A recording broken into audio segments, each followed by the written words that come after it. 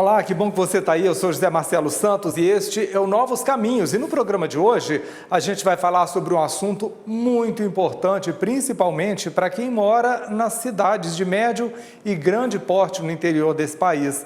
Nós vamos falar da necessidade e da oportunidade de modernização e ampliação dos aeroportos regionais. Eles são importantes para permitir que essas pessoas usem o serviço aéreo com mais facilidade, com mais acesso e também para desafogar os aeroportos das capitais. E quem está aqui comigo para falar sobre o assunto hoje é o Eduardo Bernardi, que é diretor de investimentos da Secretaria Nacional de Aviação Civil do Ministério da Infraestrutura. Eduardo, seja muito bem-vindo aqui ao AgroMais. Muito obrigado por aceitar o nosso pedido de entrevistas para a gente falar desse assunto aqui no Novos Caminhos, que debate a necessidade constante que o Brasil tem de melhorar a nossa infraestrutura de transporte. Seja bem-vindo.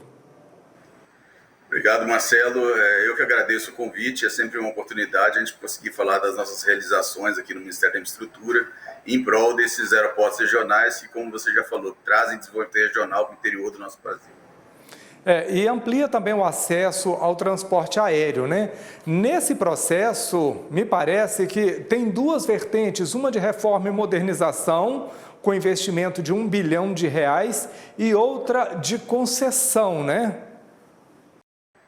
Exatamente. A gente tem, na verdade, o número de 1 bilhão, a gente até já passou um pouco, a gente consolidando os números dos investimentos diretamente executados pela Secretaria de Aviação Civil, juntamente com os da Infraero, que também são recursos federais, a gente está chegando a 1,4 bilhões investidos em aeroportos regionais do interior do Brasil. E, além disso, tem um programa de concessões. A gente recentemente teve a 6ª rodada, que dentro dos blocos que foram concedidos estão alguns aeroportos regionais. Vamos ter uma próxima agora, a 7ª rodada, e na sequência estão sendo estruturadas algumas PPPs, são participações público-privadas, em relação a alguns aeroportos regionais iniciando pela região norte. Quando você fala iniciando pela região norte, mostra que o mapa de carência ele é maior por lá? A ideia, Marcelo, é o seguinte: a gente tem a parte de o investimento nosso é em infraestrutura, vamos dizer assim. Mas você tem toda a segunda parte. Não adianta eu só dotar de infraestrutura e não ter ninguém para operar esses aeroportos, para cuidar deles, para fazer manutenção. Isso, se não for bem feito, se eu não tiver uma operação correta, uma manutenção correta, eu acabo deixando de atrair as aeronaves e o aeroporto acaba deixando de ser um equipamento urbano que atende a população.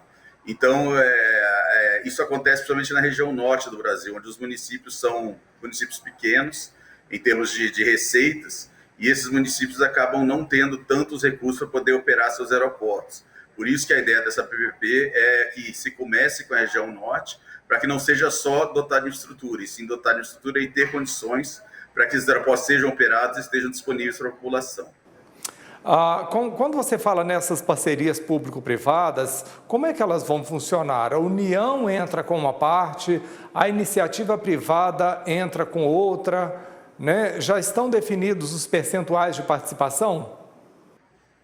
Não, como eu falei, isso está começando a ser estudado. A gente primeiramente vai continuar com as rodadas de concessão tradicionais. Teve a última essa semana passada, a próxima vai ser agora no início do ano, próximo ano.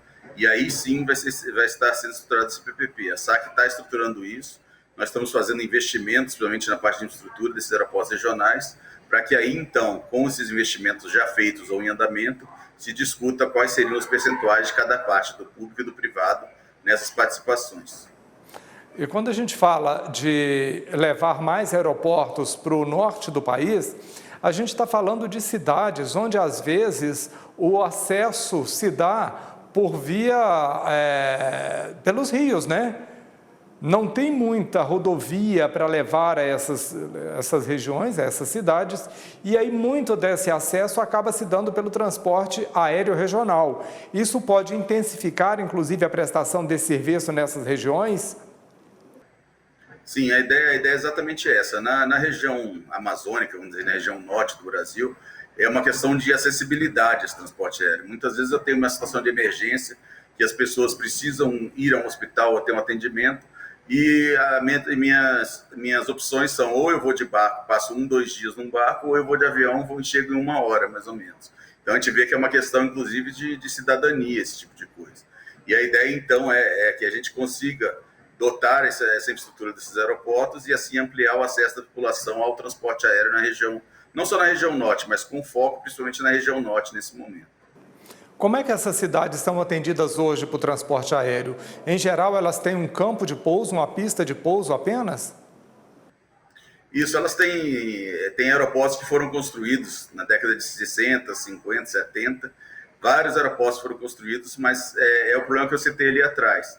Com a falta de uma operação correta, de uma manutenção correta, muitos deles deixaram de ser úteis para a aviação comercial, né? Então, isso é o que a gente está procurando. Na verdade, não está se colocando aeroportos novos na região, a gente está revitalizando o que já existia e deixando esses aeroportos em condições de infraestrutura para atender a operação comercial. E mais ainda, a ANAC recentemente flexibilizou algumas regras que está possibilitando a operação de comercial com aeronaves de menor porte. Então, isso está facilitando ainda mais que com pequenas intervenções, sabe que hoje está trabalhando em mais de 10 aeroportos ali na região amazônica, e a ideia é ampliar isso, a gente consiga levar esse transporte aéreo para essa população a curto e médio prazo. E quando fala em levar transporte aéreo para lá, está falando só em transporte aéreo de pessoas ou a gente começa a falar também na possibilidade de usar aeronaves para fazer transportes de cargas, ainda que sejam transportes de cargas menores? Isso, exatamente. Isso é uma coisa que está sempre atrelada. Às vezes as pessoas se confundem e acham que o transporte de carga são só grandes cargueiros, grandes aeronaves cargueiras. Na verdade, não é bem assim. A maioria do transporte de carga hoje no nosso país, diria que mais de 70%, é feito no porão das aeronaves de passageiros. Então, a ideia justamente se eu estou levando aeronaves de passageiro, estou colocando à disposição esses voos comerciais nessas regiões, eu estou levando por tabela a questão de cargas. Logicamente, as cargas do transporte aéreo são cargas específicas, são cargas de menor porte, normalmente de valor agregado ou perecíveis, como o caso de remédios, por exemplo, que são com certeza, alguns dos principais bens transportados pelo transporte aéreo. Mas quando a gente fala de transporte de menor volume, às vezes a gente fala de grande valor agregado, como, por exemplo, componentes eletrônicos, aporte tecnológico, medicamentos, insumos para a área da saúde. Isso, exatamente. É exatamente esse que é o foco do transporte aéreo. Como a gente está levando transporte de passageiros, normalmente o porão das aeronaves ele fica ocioso. E essa ociosidade é cumprida com essa carga, justamente essa carga de valor agregado, que, como você citou, são bens que são de pequeno porte, mas têm alto valor agregado e alta significância para aquela população. Então, isso acaba indo atrelado ao transporte de passageiros para essas regiões. Quando a gente fala de aviação regional no Brasil, a gente fala, evidentemente, dessas cidades menores, mais isoladas, onde o acesso principal ou é por via aérea ou é pelo leito dos rios, mas a gente fala também de cidades de médio porte, cidades mais desenvolvidas, como a gente tem o caso de Uberlândia, em Minas Gerais, que tem um bom aeroporto, não é? E tem uma demanda muito grande por esse tipo de serviço, e cidades menores. De maneira geral, quando a gente fala desse tipo de aviação regional, como é que está a estrutura desses aeroportos ao longo do país inteiro? Então vamos lá, Marcelo. Como tu colocou, a aviação regional, na verdade, ela é segmentada. Eu tenho aeroportos que vão receber essas aeronaves bem menores, é o caso que a gente estava citando, de alguns. E tem aeroportos que atendem já a regiões do interior do Brasil com grande pujança econômica, que é o caso ali de Uberlândia, por exemplo, é o caso de Maringá, é o caso de Ponta Grossa, e Ribeirão Preto, e assim como esse, eu tenho outras regiões. Então, nesses casos, esses aeroportos eles funcionam como uma ferramenta do desenvolvimento daquela região, que já é um pouco consolidada, e ajudam também a trazer, vamos dizer assim, mais desenvolvimento e mais conectividade para as pessoas que estão ali, facilitando o ambiente de negócios e não só isso, trazendo turismo e trazendo oportunidades para a região também. A SAC hoje, a gente tem investimentos tanto em aeroportos de maior porte, a gente pode citar Uberlândia, como você citou, estamos construindo o terminal de passageiros lá via Infraero. Maringá, nós estamos fazendo toda uma revitalização do aeroporto para aumentar o porte das aeronaves que estão recebidas no aeroporto regional. Então, e assim como estamos fazendo os pequenos também. Então, a aviação regional como um todo, estamos buscando atendê-la para melhorar a infraestrutura no país. O aeroporto de Uberlândia, se não me engano, o nome é César Bombonato, né? Esses aeroportos, eles precisam, esses já de maior porte, das cidades polo, eles precisam principalmente de que tipo de investimento? Ampliação das pistas para voos maiores, aporte tecnológico do sistema de monitoramento do espaço aéreo, ampliação da área de passageiros. Eu me lembro que havia uma demanda lá no final dos anos 90, início dos anos 2000, do aeroporto de Uberlândia especificamente, né, para que ele se transformasse em um aeroporto internacional justamente para desafogar São Paulo e Belo Horizonte. Essas demandas são bem variáveis, vamos dizer assim. Se eu falar em Uberlândia, atualmente a gente está investindo na ampliação do terminal de passageiros. O sistema de pistas do aeroporto já é muito bom e já atende até mais do que ele atualmente já opera, né? Ele tem capacidade para mais operações. Em termos de internacionalização do aeroporto, a gente realmente teve um movimento lá atrás de internacionalização, mas isso mundialmente acaba sendo concentrado dentro dos países. Então, alguns aeroportos acabam absorvendo esse tráfego aéreo internacional de passageiros e esses outros aeroportos menores funcionam como alimentadores para aeroportos maiores, que é de onde o pessoal vai ter acesso aos voos internacionais. Então, essa tendência de internacionalização de muitos aeroportos do interior, isso praticamente não existe mais no planejamento nacional atualmente. E sim a tendência de internacionalizar mais aeroportos de capitais e esses aeroportos serem os pontos de partida para o exterior. Hoje, quando a gente fala de aeroportos no interior para voos regionais, a gente tem quantos em operação e com potencial de ampliar para quantos? Ou não seria o caso de ampliar e sim equipar melhor os que já estão aí? Então, eu vou falar de números de 19, do cenário pré-pandemia, tá, Marcelo? Porque a coisa mudou bastante depois da pandemia. O transporte aéreo teve uma retração muito grande. Se eu pensar em números de 19, eu tinha no país cerca de 100 aeroportos regionais operando, tirando aí todos os aeroportos de capitais. Tá? E todos eles já operavam voos comerciais. No total de aeroportos públicos no Brasil, eu tenho 600. Mas os nossos estudos, o Plano Aeroviário Nacional, ele mostra uma possibilidade de entre 180 e 200 aeroportos regionais operando para atender toda a malha comercial no Brasil. Não quer dizer que sejam novos aeroportos. Na verdade, a maioria deles são revitalizações, recuperações de aeroportos existentes, com pequenas ampliações de capacidade para que possam voltar a receber voos comerciais e assim atender aquelas regiões. De aeroportos novos, a gente está trabalhando atualmente com 1 ou 2 aeroportos novos nesse momento. Onde seriam esses aeroportos novos?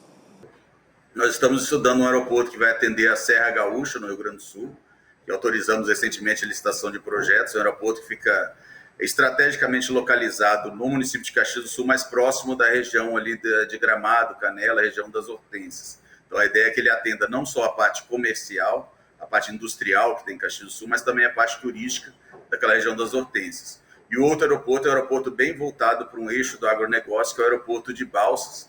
Já estamos desenvolvendo os projetos, já temos uma área definida para esse aeroporto, assim como para o outro. E esses são os dois que a gente tem trabalhado atualmente como aeroportos regionais novos no país. Essa modernização dos aeroportos regionais, esse aporte tecnológico, seja por meio de investimento direto, parceria público-privada ou por concessão, pode aquecer a aviação regional ao desenvolvimento ou fortalecimento de companhias aéreas regionais, que a gente não tem tanto assim aqui no Brasil, né? Não, é verdade. O que era uma tendência que estava sendo observada, Marcelo, foi boa essa pergunta.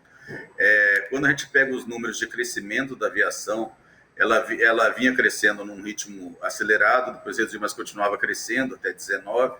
E as rotas que eu tenho entre capitais, entre cidades, elas são relativamente consolidadas e têm mais ou menos o mesmo crescimento. E o crescimento das rotas do interior estava sendo maior. Então, isso mostra que a gente tem um potencial, uma certa demanda reprimida no interior do Brasil. E essa demanda reprimida, agora com a entrada, como eu falei, das empresas subregionais, vai favorecer, eu acredito que no cenário pós-pandemia, o surgimento de novas empresas. A gente já tem empresas novas entrantes aí, a gente tem a Itapemirim, que já está certificando suas aeronaves, tem outras empresas que pretendem entrar no mercado da aviação regional, e empresas até menores que operavam basicamente como táxi aéreo, que estão se capacitando para operações regulares de passageiros. Então, eu acho que esse cenário, no pós-pandemia, com a recuperação da aviação civil como um todo, a gente tem tudo para ter um desenvolvimento grande dessa aviação regional no país. Porque quando a gente vai falar desses voos regionais, a gente vai falar também para uma população que durante os nossos melhores momentos da economia brasileira descobriu e se encantou com o transporte aéreo, né?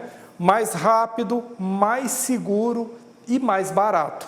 Claro que nesse momento a gente enfrenta um outro cenário, mas você acredita que com essa modernização dos aeroportos a gente pode reaquecer esse mercado lá para o interior? Com certeza, isso é esperado, que nesse cenário pós-pandemia a aviação civil como um todo se recupere e que a gente retome aquele cenário de que a aviação do interior tem um ritmo de crescimento mais rápido do que entre as grandes cidades. Isso aí vai possibilitar também a atração de novas empresas, com o programa de concessões em andamento e as PPPs, novos operadores entrando, que garantam a disponibilidade desses aeroportos. Isso é muito importante, a disponibilidade. O aeroporto não pode estar em risco de fechar a qualquer momento por alguma falta de manutenção. Isso traz confiabilidade ao passageiro também. E com essa confiabilidade, certamente a gente vai ter uma expansão cada vez maior da nossa rede regional. Eu estava lendo no material de vocês a respeito dessa expansão e me deparei com um modelo, não é, de concessão, que é o concessão patrocinada. Explica para a gente como é que ele funcionaria e qual que é a diferença do modelo de concessão original ou tradicional. O que é a concessão patrocinada? Na verdade, ela já tem em alguns estados, né? Alguns estados adotam isso como modelo. Que é o que, na verdade? É você estar colocando aquele aeroporto para ser operado por um privado, mas você participar com recursos naquilo ali, né? É como se fosse um contrato que você está contratando um operador para aquele aeroporto, mas você, vamos dizer assim, tem um pagamento mensal para equilibrar as receitas, porque normalmente o aeroporto é deficitário nesses casos. Então essa que é a diferença. As concessões tradicionais, elas são de aeroportos rentáveis ou de blocos que tenham aeroportos rentáveis entre eles, que no conjunto sejam sustentáveis. Então essa que seria a diferença principal. Eduardo, no material que eu estava pesquisando para esta nossa conversa, eu me deparei com um modelo de concessão que eu queria que a gente conversasse um pouquinho sobre ele, que é o modelo de concessão patrocinada. Como é que ele funcionaria e qual que é a principal diferença desse modelo para o modelo de concessão convencional? Então, Marcelo, esse modelo ele já é adotado por alguns estados. Ele, na verdade, ele é quase que fosse um contrato, vamos dizer assim. Aquele operador, ele opera o aeroporto, e o aeroporto que é operado por ele tem suas receitas, e as receitas são complementadas por valores que o Estado, o município, o governo federal coloca nesse aeroporto. A diferença desse modelo em relação às concessões tradicionais que estão sendo feitas pelo governo federal é que estas são sustentáveis, elas são rentáveis. Então eu tenho um aeroporto rentável, um bloco de aeroportos rentáveis, e assim elas, na verdade, elas geram receita para o governo, para o Estado, para o município, para quem for o seu concessionário, o seu concedente, né? No momento de fazer uma concessão de rodovias, não é? Em geral, as empresas que levam essas concessões, elas apostam muito em lucros, em volume de tráfego por aquela rodovia, enquanto ela vai ter nos pedágios, não é? Quando se trata de uma concessão de aeroporto, como é que essa conta é feita? Como é que ela é fechada? Porque eu imagino que uma cidade maior, né, tem um volume maior de passageiros, tem uma demanda maior, a receita maior. Uma menor já é o contrário. Na hora de fazer essa concessão, coloca uma mais rentável e uma nem tanto assim no mesmo lote? No modelo atual do governo federal, exatamente isso está sendo feito, são as chamadas concessões em blocos, né?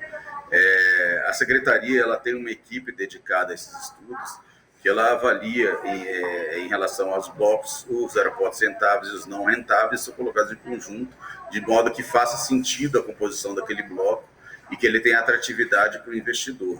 Já no caso de investimentos regionais em aeroportos de menor porte, alguns estados, por exemplo, o estado de São Paulo, atualmente está fazendo uma grande concessão, foi publicada hoje, com 22 aeroportos separados em 2 blocos, pensando no mesmo modelo. Ele tem 2 ou 3 rentáveis dentro desses blocos e os demais acabam atrelados àqueles que são rentáveis. Então, o custo é um balanço das receitas e despesas de todos os aeroportos e do potencial deles em termos de demanda ao longo do tempo que vai ser a concessão.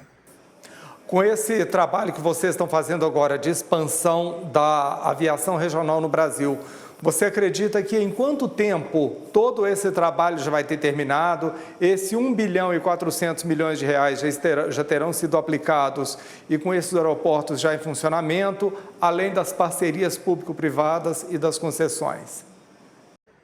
Então, o mercado é muito dinâmico, né, Marcelo? É difícil a gente falar em tempo. Em termos dos investimentos que estão sendo feitos agora, dentro desse valor de 1,4 bilhões que a gente citou, entre Infraero e Secretaria da Aviação Civil, ou seja, governo federal, e todos esses investimentos vão estar prontos até 24, com exceção dos aeroportos novos, que esses vão passar um pouquinho mais para frente. Mas isso não quer dizer que o mercado esteja todo consolidado até lá, vai depender muito da recuperação da aviação civil no cenário pós-pandemia. Então, esse cenário vai ser acompanhado, a infraestrutura está sendo colocada, devem surgir novos investimentos em infraestrutura com certeza, dado a dinamicidade desse mercado, mas a ideia é que a gente tenha uma ampliação grande desses aeroportos em 2 ou 3 anos da retomada da aviação, logo que controlada a pandemia no país. Quando a gente fala de concessão no Brasil, a gente sempre se pergunta, né, quem é que vai colocar dinheiro nisso? Eu me lembro que uma vez, numa entrevista com o embaixador da Espanha, ele me disse que a Espanha estava de olho no investimento em rodovia no Brasil. Havia várias empresas dispostas a fazer investimentos no sistema de concessão, por ele ser extremamente rentável, por eles terem experiência nisso também. E quando a gente fala em concessão de aeroportos no Brasil, quem são os principais investidores? É outra coisa que depende também. A gente tem, nas primeiras rodadas, uma grande parte de investidores internacionais, associados com algumas empresas brasileiras. Nessa última agora, já tivemos 2 lotes por um consórcio nacional e um lote por um consórcio francês, nessa última rodada.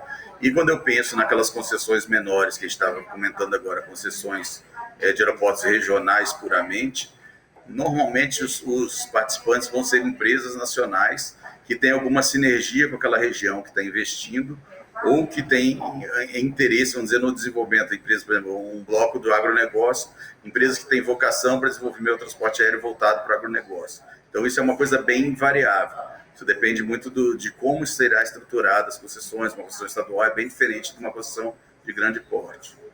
Se a gente for fazer hoje um mapa de oportunidades e necessidades de investimento em aviação regional no Brasil, onde é que está o maior mapa de oportunidades para quem quer investir? Eu diria que são nas regiões que estão tendo mais desenvolvimento. A gente tem muita coisa da aviação regional crescendo nas regiões de agronegócio, a chamada região do Mato Piba, certamente vai exigir o desenvolvimento dos seus aeroportos, como já está exigindo, a gente tem bastante investimento lá. Tem muitas empresas voltadas para esse desenvolvimento, para essa vocação, e o setor de turismo, que acredita que vai ter uma recuperação muito grande também, logo num cenário pós-pandemia. A gente tem um exemplo clássico disso. Calculou-se a demanda para o aeroporto de Jericoacoara, ele foi uma parceria da Secretaria de Aviação Civil com o Estado, ele foi entregue há 2 anos atrás, e em 1 ano ele superou a demanda que estava prevista para 5 anos. Então, logicamente, são setores impactados, mais ainda o turismo, mas são setores que têm um potencial muito grande de recuperação no curto prazo. E aqueles que não são necessariamente grandes oportunidades, mas são grandes necessidades, além dessa região do Nordeste, do Norte do país, onde o acesso se dá principalmente por aeronaves e barcos, onde é que tem mais necessidade de investimento? Eu diria que além da região norte como um todo, né, justamente para a questão da acessibilidade, a gente tem as regiões de fronteira. Os aeroportos de região de fronteira acabam sendo bem demandados por necessidades de segurança, de soberania nacional e outras. Não são tanto de populações da região da fronteira, mas é uma questão de acessibilidade e de soberania. Então, seria o outro foco de investimento pensando nessa outra vertente, né? E quando a gente vai falar da qualidade dos aeroportos brasileiros na comparação com os aeroportos internacionais, como é que a gente está? Em que avaliação você faz para a gente?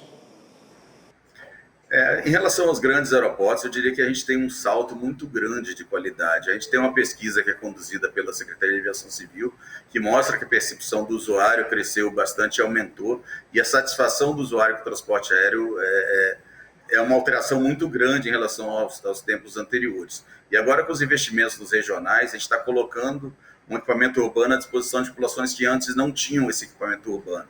Então, a satisfação, mesmo que as condições sejam, digamos assim, básicas, não tão sofisticados esses terminais, eles trazem uma satisfação à população e com isso eu diria que estamos crescendo na avaliação, está cada vez sendo melhor avaliado o transporte aéreo no país.